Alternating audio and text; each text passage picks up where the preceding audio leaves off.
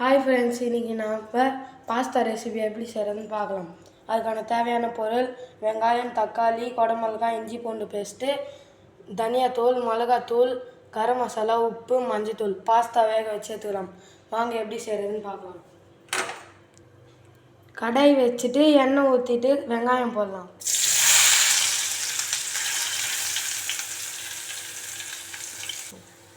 வெங்காயம் வதங்கிடுச்சு ஃப்ரெண்ட்ஸ், தக்காளி போட்டுக்கலாம். தக்காளி வதங்கிச்சு, இஞ்சி பூண்டு பேஸ்ட் போடலாம்.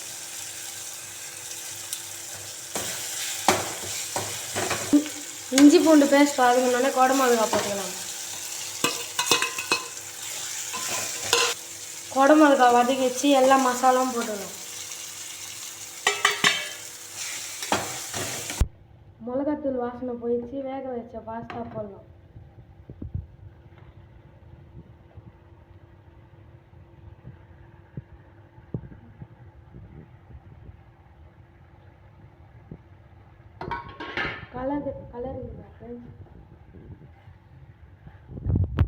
பாஸ்தா ரெடி ஆகிடுச்சு ஃப்ரெண்ட்ஸ், தட்டில் சர்வ் பண்ணிடலாம்.